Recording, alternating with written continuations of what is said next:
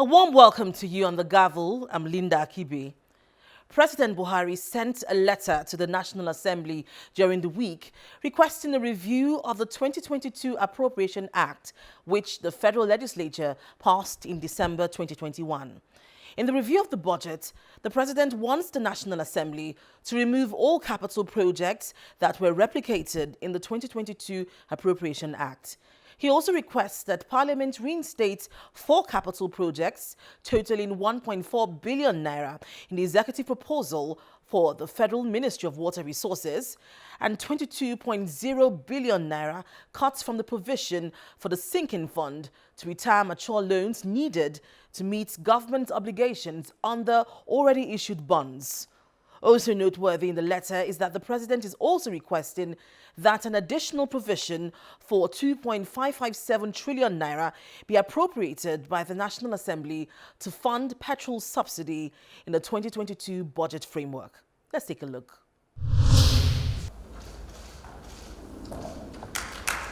President Buhari's request for the National Assembly to amend the 2022 budget comes as no surprise. When he was signing the budget to law on December 31st, 2021, President Buhari had said he would revert to the National Assembly with a request for an amendment. He gave several reasons for this, notably the new insertions, removals and increases in the amount allocated by the National Assembly to projects, as well as reduction of the provisions made for as many as 10,733 projects and the introduction of 6,576 new projects into the budget. During Tuesday's plenary session, the National Assembly receives a request from President Buhari to amend the 2022 Appropriation Act. In the letter read by Senate President Ahmad Lawan, President Buhari says it is imperative to remove all capital projects that were replicated in the 2022 Appropriation Act. He disclosed that 139 out of the 254 projects in the budget, totaling 13.24 billion naira, had been identified for deletion. I therefore request the National Assembly to make the above amendments without increasing the budget deficit. I urge you to roll back some of the 887 billion some of the 887.99 billion naira of projects earlier inserted in the budget by the National Assembly to accommodate these amendments. President Buhari is also requesting that an additional provision of 2.557 trillion naira be appropriated by the National Assembly to fund petrol subsidy in the 2022 budget framework. Following the suspension of the PMS subsidy removal, the 2022 budget framework has been revised to fully provide for PMS subsidy. An additional provision of 2.557 trillion naira will be required to fund the petroleum subsidy in 2022. According to the president, the total budget deficit is projected to increase by 1.01 trillion naira to 7.40 trillion naira, representing 4.01% of gross domestic product. The letter is also received in the House of Representatives, and President Buhari is seeking the cooperation of the National Assembly for expeditious action on the 2022 Appropriation Amendment proposal. President Buhari's request for the National Assembly to amend the 2022 budget comes as no surprise to keen observers of the federal legislature and executive. When he was signing the 2022 budget in December 2021, President Buhari expressed his unease at the introduction of 6,576 new projects into the budget, as well as removals and increases in the amount allocated by the National Assembly to projects. There's been a reoccurring debate in the country on the limits of the powers of the National Assembly over the nation's budget or the extent to which the federal legislature can amend the budget. We spoke with the Director, Center for Public Policy and Research, Mr. Sam Amadi, to discuss this matter. The issue is, what's the extent of the powers of the National Assembly over a budget? So the National Assembly has always said there's no budget papading. What we did is within our powers to so do. This debate has been there even before this regime, this administration, under Obasanjo. And Professor Mwabeze had famously taken a view that the notion, the point about National Assembly approving a budget, the power to approve includes the power to vary. So the argument on the side of the National Assembly is that because the Constitution gives them the powers to approve estimate of budget by Mr. President from the executive arm of government, that power to approve means that they have the right to revise downward, upward, so that approving is not basically just sign off on what people. You have to express a view, and that view could be to go down or go up. So that's a view. But some other scholars have argued, including one person has considered that the idea, the executive privilege, constitutional privilege of the president to manage the national economy as chief executive under Section 5, means that it's the executive branch that has both the knowledge and the proximity to project execution. And therefore, it's wrong for National Assembly to create project heads in a national budget, which will require the National Assembly executive to fund, perhaps contrary to their economic plan. So the question now is, yes, the National Assembly can vary project heads that the executive have stimulated. So for example, the executive says, okay, we want to do Mambila projects.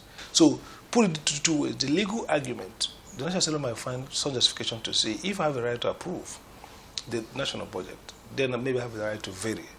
But the functional argument is that it's maybe irresponsible or unconscionable for National Assembly to add projects that the executives don't have the capacity or have not considered necessary and required for national economy, because the executives are those who will execute those projects, and they're the ones who understand the revenue constraints, the policy constraints, and whether those kind of projects you're introducing will actually distort the economic plan for the year. So this debate continues because the Constitution does not provide clarity, and the Supreme Court, none of the courts have been definitive on this matter. But my view would be that the National Assembly should be reluctant to add new projects. And that's why the notion of a National Assembly Budget Research Office was, that initiative was established. The idea is that before budget presentation, there have been some, front-loading and discussion between the two branches where they settle on some of the basic parameters, like price of expected oil price benchmark and all those benchmarks. But beyond that, they should also have seen the project outlay of the budget and understood some of the constraints. But what happens is that because of politics, oftentimes run up to election year like we're facing right now, the National Assembly, as the representative of the people, feel a sense in which they think, let's even forget the corrupt, dishonest motivation that may be responsible, but let's even put it in a much more benign, good sense, is that they feel like, look, our people, we understand our people's need, we understand what they want to see, and so we use the budget to reflect the people's expectations. So they can add more boreholes, they can add maybe road edification, expand beyond what the Minister of Power thinks it can deliver at that point. And so the argument for them would be, look, we're elected to protect the people, and therefore, the national budget is a tool for dealing with good governance by the people. And then we, as representative people, have a right to use the budget to really reflect the people's wishes, especially in election year. And so the political motivation for it is that National Assembly themselves in the election year want to see more optics of projects they have delivered, sometimes even if they are not, it's not based on corruption. Allegation that some of them get back to do those contracts and therefore create some kind of income or revenue for their campaigns from that, or give it to their surrogates who deliver the projects and therefore they create more money in the system. We also spoke with the lead director, Center for Social Justice, Mr. Eze Onyekbere, to discuss possible solutions to the impasse. There should be some form of consensus building, negotiations at the beginning of the budget preparation stage between the executive and the legislature. For instance, let's take the issue of constituency projects. It's like it's become the norm that every year they will give them about 100 billion to share among themselves in projects that they nominated.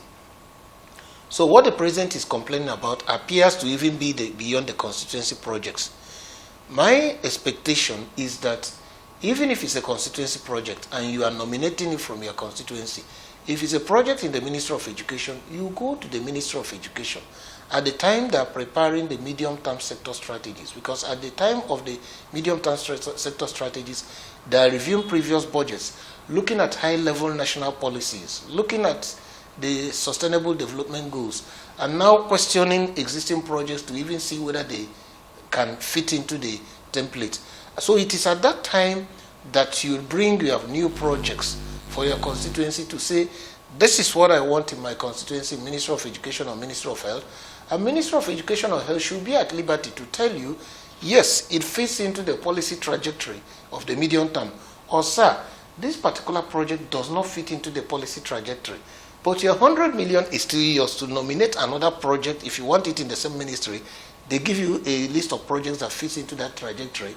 Not that they will determine the priority for your constituency, but they help you to make sure that whatever you nominate fits into national sectoral priorities. So for me, that's the stage at which the legislators should be bringing either constituency projects or new projects which they want to insert, to put into the budget. Now, the beauty of this is, one, that since the MDA, which is going to implement, because even these projects that I have nominated, whether it's constituency or new projects entirely, money will not be given to the legislators to implement. It will still have to pass through an MDA. So that's one challenge. Now, the second challenge is that the president talked about some of these projects being what they call empowerment projects. The word empowerment has no fixed meaning.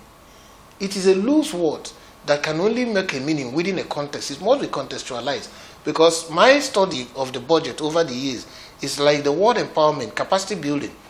They've been elevated to magical terms of art that solve it all problems. So it's just enough to say empowerment of women. What is empowerment of women? Like if you go into the national budget, that kind of stuff. Now, if you say empowerment of women, you could end up simply allowing them to have a dance group and buying new wrapper for them. You could also end up using it to help women farmers to do some work. Some people put empowerment and they go and buy Okada and give to some young boys or keke napep. And even the fact that, you see, quite unlike a properly designed project, most empowerment projects legislators insert, there are no specifications of who should be beneficiaries, particularly their constituency projects. If you say empowerment of your constituents, maybe you have 100 million and all you have can only, quote and unquote, buy say 1,000 Okada or keke napeps. What is the distribution formula? You could as well bring the names of all your villagers and all your friends and put there. Most times, some of them use it as materials they give to their campaign coordinators, like this year when it's time for re-election. You go and buy motorcycles and circulate to young men who will help you do the running around and bring their names. You have retired empowerment. So these projects are simply a waste of resources. But I think that between the executive and the legislature, they should summon the courage and go to the Supreme Court direct. So let the Supreme Court decide on the extent of legislative and executive powers in appropriation once for all. The second alternative is for them to have a framework law. Let the National Assembly make a framework law, because the Constitution most of the times is simply a skeletal arrangement that builds the foundation for other laws and policies to now come and put the flesh. So the expectation is that they could do a framework law which clearly defines where they want to be in both the executive and legislature. And of course, since it cannot become law without executive, the president assent. What will happen is that by the time they finish their own, the president will now weigh in and say, no, you can't do this, you can't do that. And then through a process of first reading, they now have a proper framework law which everybody can now say, look, these are my powers as defined by the Constitution, but fleshed out under this law. Don't go there, don't go there. This is the way I think should be the way forward. But unfortunately, they've not taken it to the Supreme Court. Neither have there been a framework law to further supplement the provisions of the Constitution. You're welcome back to the Gavel. Let's take a look at more happenings in the National Assembly during the week. As the 2023 general elections draw closer, members of the House of Representatives are concerned about possible disenfranchisement of Nigerians and eventual voter apathy, which may be caused by the policy of INEC on voter registration. The electoral umpire had put in place the machinery for the virtual continuous voters registration, but the online process does not seem to satisfy lawmakers. The concern that my constituency, Malamudori Kaugama Federal Constituency, and many other federal constituencies have been placed at disadvantaged position due to the non-availability of registered voters, centers, and officials, inadequate power supply, insufficient official tools and equipment, as well as inadequate enlightenment program. Sometimes you get to a local government INEC office, they may have one or two laptops to take care of maybe up to 250 units, and they are not able to do this. And people sit there every day waiting, and nothing happens. Amendments are then made to the motion to expand its scope. Urge INEC to please ensure that introduced voting points are located in secured centers. There will be no need to introduce a voting point at the junction of a road where we don't even have enough security personnel on an election day. There's a time frame INEC has put in for registration, and my amendment is that INEC extend the time frame for voters' registration, because online registration alone is not capturing most Nigerians. When the Nigerian Correctional Service Bill was signed into law by President Buhari on August 15, 2019, there were hopes of an improved prison system to reduce overcrowding and improve the infrastructure as well as security of the prisons. Over 2 years after, not much of an improvement has been made. Instead, an unprecedented number of jailbreaks have been witnessed in the past 2 years. These were caused by a combination of factors, including structural defects, poor security features, shortage of armed personnel and weapons required to guard the facilities. This is a concern for the minority leader of the House of Representatives. Therefore, disturbed that despite the act and increase in budgetary allocations to the Nigerian Correctional Service to drive its renewed mandate, the tempo and quality of service have remained the same, if not retrogressing. The House is therefore worried that working conditions of staff and inmates' welfare have deteriorated, notwithstanding the over 165 billion budget allocations to the service in the last 2 years. In November last year, the Minister of Interior, Mr. Rauf Aregbesola, revealed that since October 2020, 4,860 inmates had escaped from Nigerian prisons following 6 successful jailbreaks. The UNODC in 2015, after an assessment of 36 Nigerian prisons, made a key recommendation, which was the need to take urgent measures that would help reduce the number of awaiting trial inmates as a way of reducing congestion in Nigerian prisons. The Correctional Service Law places emphasis on rehabilitation and reintegration, and this must be properly implemented to reduce the crime rate in the country when inmates are eventually released into the society. Meanwhile, the Senate has directed its committees on health, primary health care, and works to investigate the abandoned 400 billion naira National Primary Health Center project initiated by the administration of former President Olusegun Obasanjo in 2006. A federal lawmaker, Senator Ibrahim Oluregbe, in a motion during Wednesday's plenary session, says the project involved the construction of national primary health centers in each of the 774 local government areas in the country. He further explains that to implement this project, the federal government deducted monies from the excess crude account of all the 774 local government areas monthly, which was deposited in Platinum Habib Bank, now Keystone Bank, until the funds required for the project is realized. Senator Oluregbe, however, says majority of the centers were never constructed, despite huge sums of money released to subcontractors. The Senate is aware that the bill of quantities for the project was prepared by the then Federal Minister of Works and Housing and approved by the Bureau of Public Procurement. The Senate further aware that despite all those professional pre-contract activities, the contract for the execution of the project in the entire 774 local government area in the country was awarded to Messrs. Martins Nigeria Limited without any known tendering and selection process. The Senate observed that Basas Matters Nigeria Limited proceeded and subcontracted out the jobs to consultants and subcontractors without any verification of capacity and capability to properly execute the jobs and without the consent of the government or its agencies involved in. The Senate accordingly resolved to mandate its Committee on Health and Primary Health Care and Communicable Disease to undertake an investigation in order to determine the status of the 100% project fund warehouse with the then Bank PB, now Crystal Bank, determine the level of progress and status of the project in each of the 774 local governments, carry out evaluation of the consultants, contractors, and subcontractors that participated in the project, carry out a schedule of rehabilitation of the project, and recommend ways of completing this very important project nationwide. During the week, aides to federal lawmakers in the National Assembly held a protest over unpaid salaries and other allowances. They took their grievances to the chairman of Economic and Financial Crimes Commission in Abuja and presented a petition to the EFCC detailing their complaints and demands. Now, during the demonstration at the EFCC headquarters, the aides listed their 6 demands, which include payment of salary arrears, minimum wage implementation, payment for duty toll allowance, training and conditions of service. We spoke with the coordinator of the workers, Mr. Elvis Prince, to learn more about their demands. We submitted a petition against the management and leadership of the National Assembly for their brazen denial